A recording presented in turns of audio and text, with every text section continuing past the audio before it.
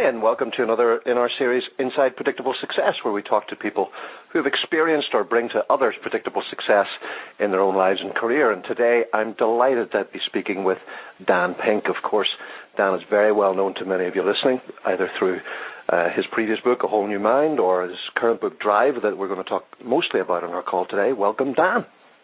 Les, great to be with you. Dan, you know, I mentioned A Whole New Mind and Drive, but I first came across you, way back. Must have been about 2000, 2001 when you were writing, I think it was in Fast Company, and that eventually became Free Agent Nation. What sort of led you up to that path where Free Agent Nation arrived? I mean, you had a background, I believe, I think it was politics and law. Yeah, how did you get there from there?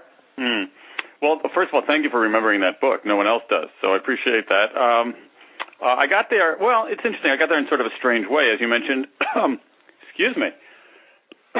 Sorry about that. I did go to law school. I grew up in the U.S., Columbus, Ohio.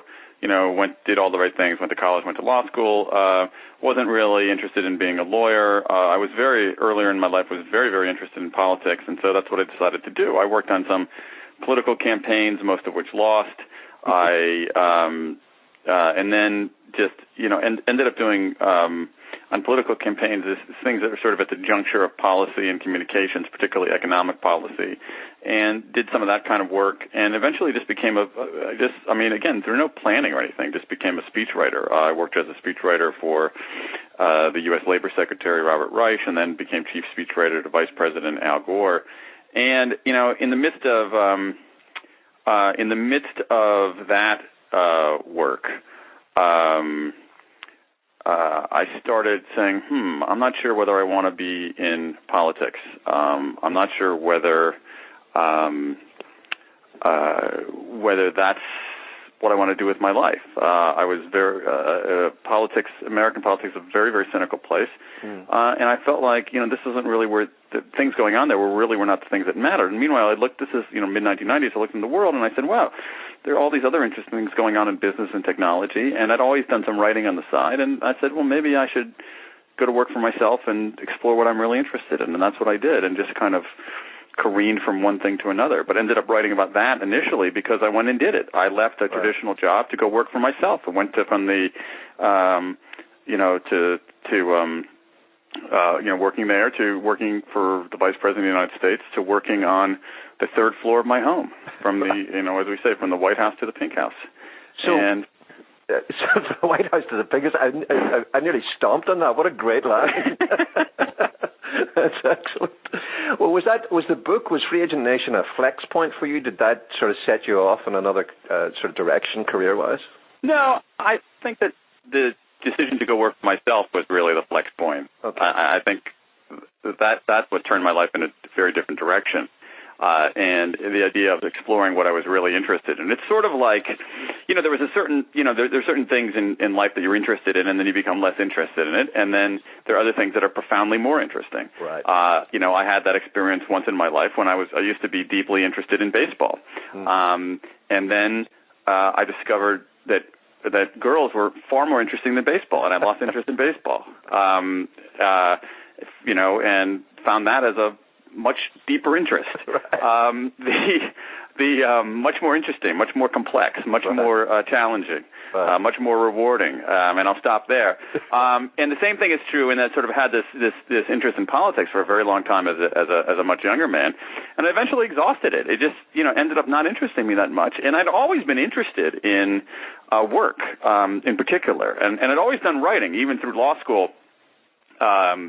I was writing for magazines. I was writing op-eds for newspapers, in law school. I did it even on the side when I was working in politics, and even very, very demanding jobs. And I think that's one lesson, actually, it's kind of interesting for your listeners, Les, is that everybody always, at least, maybe it is. It's a lesson that I didn't really learn, but it's a lesson I realized in retrospect, what should have been a lesson. So here I was in law school. I was writing magazine and newspaper articles on the side. Here I was in demanding jobs, very demanding jobs, and I was writing for magazines and newspapers on the side. And in this case, when I was working for the vice president or working for the labor secretary, doing it for free.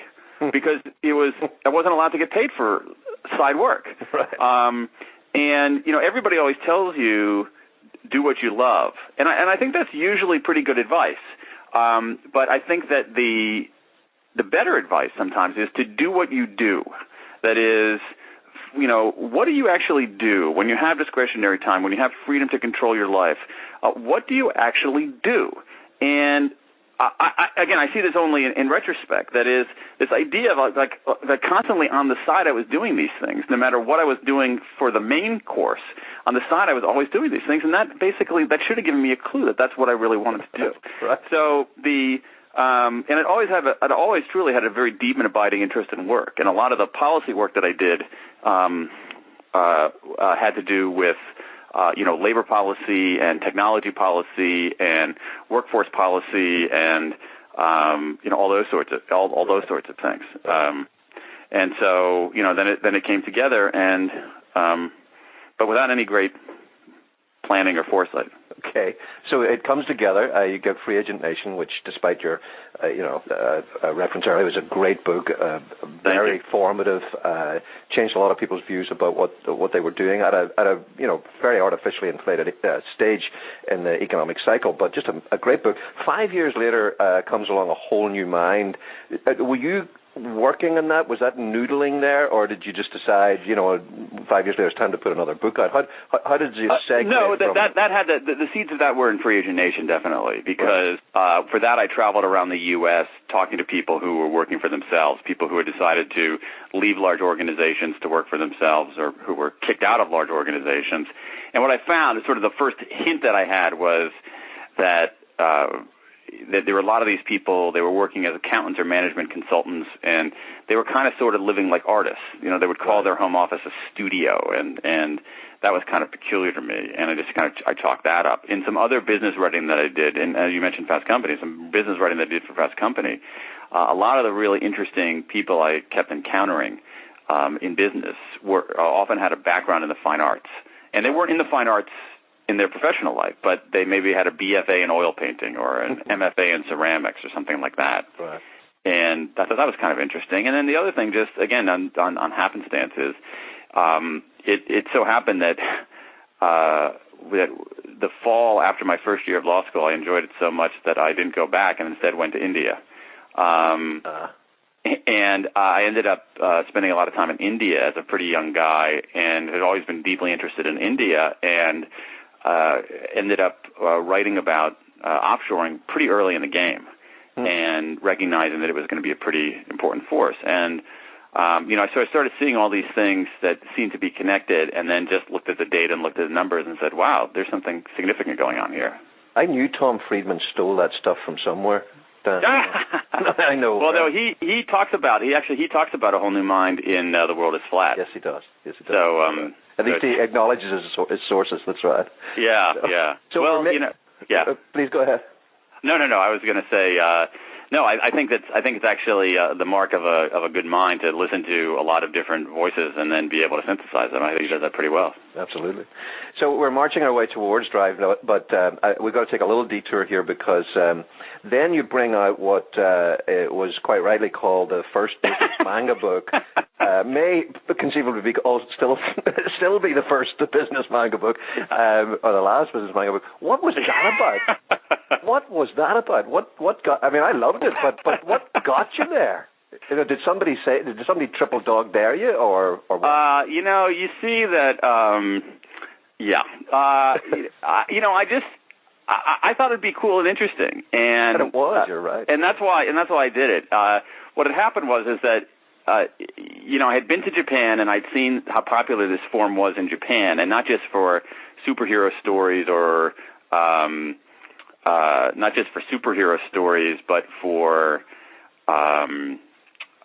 or teenage romances, but for all kinds of things. Right. And I said, well, why can't we do that here? And so I ended up getting a fellowship to go to Japan and to study the manga industry. Oh, and I didn't know that. Yeah. I went to Japan for a couple of months on a fellowship to study, and took my family with me, my wife and her 3 kids, and to study the manga industry, just to find out a little bit how it worked, and ended up doing some magazine articles about about that, and it,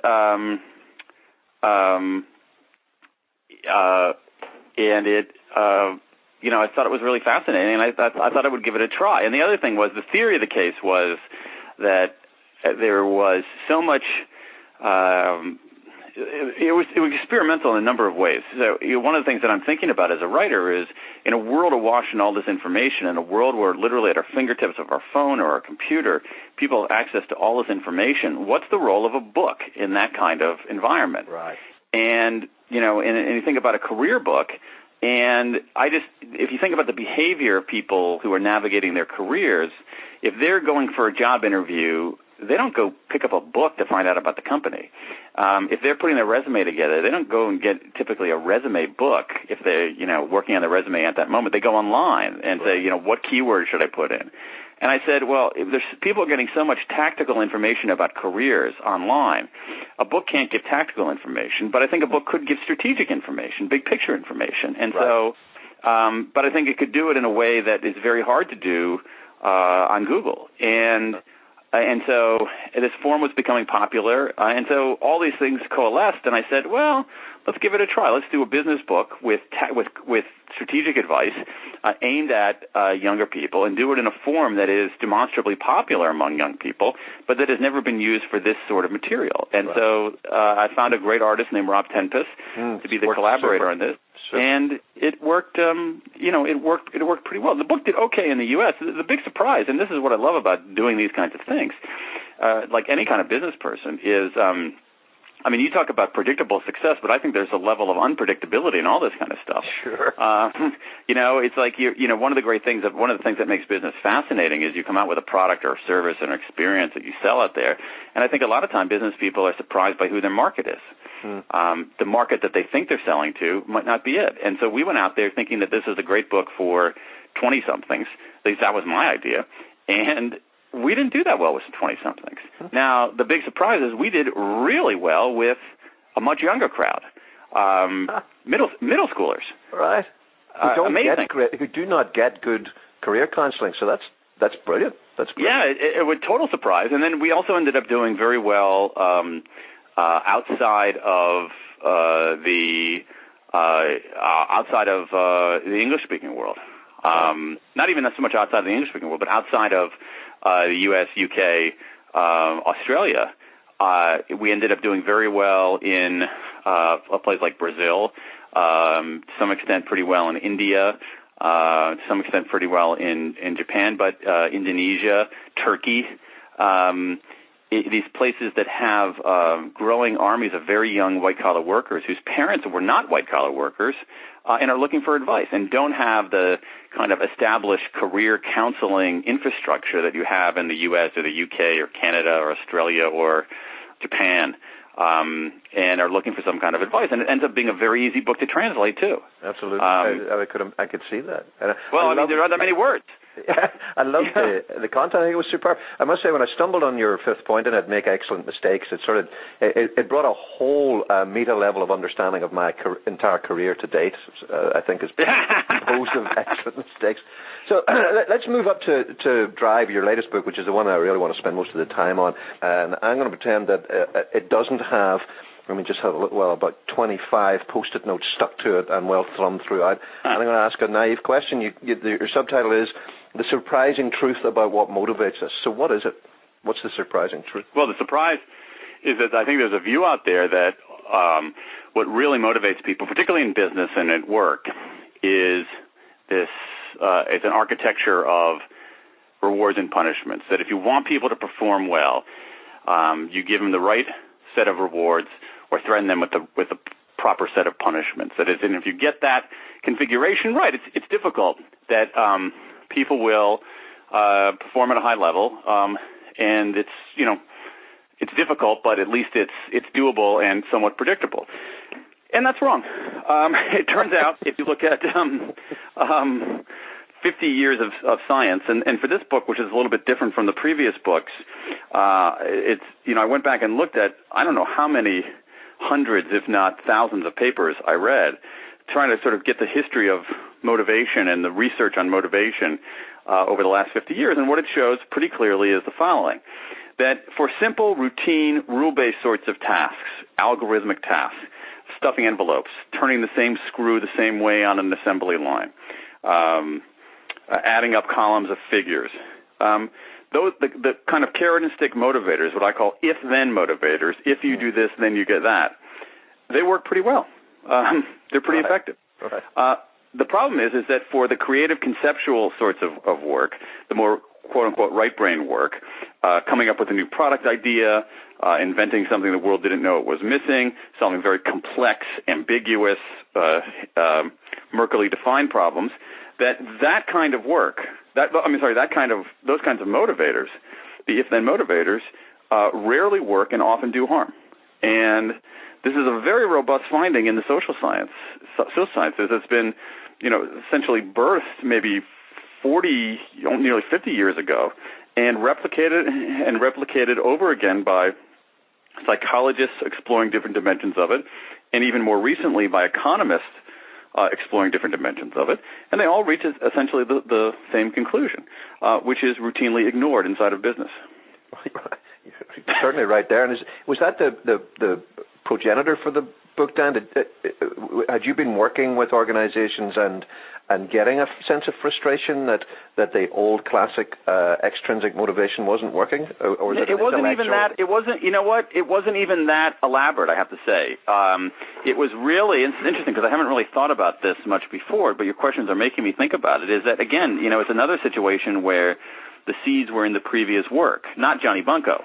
Although I do mention intrinsic motivation in Johnny Bunko. Right. The seeds were in many ways in A Whole New Mind, because what happened was that if people say if you're right, Pink, or if you're more right than wrong, that these right brain sort of abilities are the ones are the ones that matter most.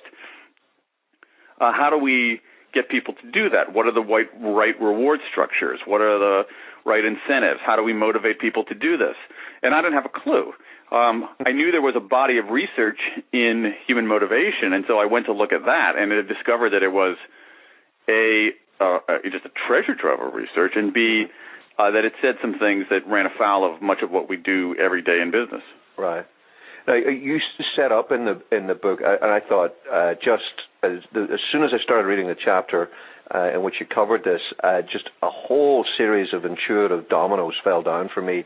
It just felt absolutely right. You talk about the old classic model of type A's and type B's, but then you reference what you call type I's and type X's. Can you share with our folks a little bit about that? Yeah, that's just a shorthanded way of describing a more complex set of ideas. And so if you think about behavior that is type I, well, let's go to type X. Behavior that is type X is more extrinsically motivated than intrinsically motivated. That is, it's behavior where you do something in order to get the bonus, in order to get the prize, in order to get the acclaim. That's the main motivation for doing it. That's type X behavior. Type I behavior is the opposite. It's the main motivation, the reason you're doing something is for the joy of the task itself, for the internal rewards, for the sense of satisfaction you get doing it, for the contribution it makes to the world. Now, it's very rarely that black and white, so that if you're doing something, if you're more motivated by external than internal, it doesn't mean you hate every moment of what you do. And the only reason you're doing it is for the prize. At the same time, it doesn't mean that if you're more internally motivated than externally motivated for a particular task, it doesn't mean that you don't cash your paycheck or you refuse to accept any kind of recognition for these things. But it really means, so what's the central driver? And what a lot of the research shows is that type I behavior is healthier and more likely to lead to high performance. And that's a little bit of a paradox because, and there's a lot of, I think, really cool research. There's research on one great study of artists that I thought was really intriguing, that shows that, that type X behavior often doesn't lead to the rewards that type X behavior is seeking. And that type I behavior can often lead to those rewards precisely because they're not being sought. So there's this weird sort of Zen thing going on where the best way sometimes to get those external rewards is not to seek them. Right. And your your underlying thesis then, Dan, is that there are three main elements to pulling out that intrinsic motivation. You call them autonomy, mastery, and purpose, right? Here's the question I had as I was reading it, is I can absolutely see, as I mentioned a moment ago, intuitively just rippled right through my mind. I can absolutely see that individuals respond very much in one or other of those ways, depending on the environment that they're in. But what I was wondering was this: do you think an organization can become systemically a type I organization? Are there things that leaders can do to make the entire organization, and not, in other words, can they become more than the sum of just the individuals in the organization? Can you put in place systems, processes, a dynamic that makes you a type I organization? Yeah, I think so. I think it's really hard. And I think in some ways the default is type X, that is, it's very much kind of externally focused. I think that it's possible. And I think what it means is essentially doing away with management, at least. I mean, I'm not, management is a technology. We don't think about it that way. Gary Hamel is the first person to introduce this idea. It hasn't been around forever. It's not a force of nature. It's something somebody invented. It's a technology. It's a technology designed to get compliance. That's what it's for. It's an 1850s technology whose purpose is basically to get people to comply. That's fine, and it's a good technology for compliance. It's not a very good technology for engagement, and that's more and more what we want. And so if you have companies that are run in ways that provide much greater levels of autonomy, much greater opportunities for self-direction, much greater domain over, giving people much greater domain over when they work, how they work, what they actually do, who they work with, then I think that it can produce better results and become, not rely on an accumulation of individual behavior, as you say, but make it something that is part of the ecosystem of that company. I think the other big factor there is purpose. There are a lot of, I think what we're seeing more and more now is, in some ways, the inadequacy of the profit motive as a motivator. I mean, it's a good thing, profit motive is. It makes the world a better place. I'm convinced of that. I think there's a moral aspect to it that is valuable. Right. But it's a good thing, but it's not the only thing. And in some ways, that is insufficient. Profit is an insufficient motivator particularly for creative and conceptual tasks. It's an insufficient motivator for really, really great things. And I think there has to be a sense of purpose. So if you have companies that are animated by the purpose motive even more than the profit motive, and companies that have much greater degree of self-direction internally, then I think that you have a fighting chance of scaling this. Right. But it's really hard. And it's doubly hard if you're a publicly held company, when the countervailing forces are ferocious. Right. That's really interesting, as you said, because I was just ruminating as you were sharing that on the little subsection that you've got in the book where you talk about 5 Type I schools, and of course that's an environment where it's much more possible to make that happen than, as you say, the way publicly owned companies are currently almost overseen at the minute. It's much, much harder to bring that into place. You're quite right. You talked, just moving towards a close now, you talked rather fascinatingly about how Johnny Bunko popped up in different ways in different areas than you had expected. You seeing any trends in Drive about who's finding this particularly useful, about organizations, industries, groups, demographics that are finding it particularly helpful?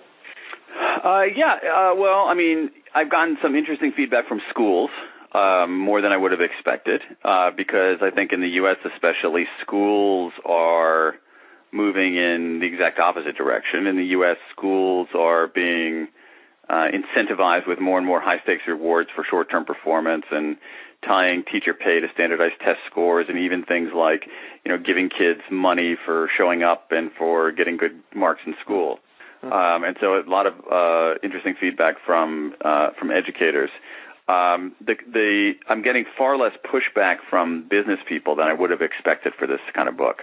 Oh, really? And I think part of that, honestly, is timing.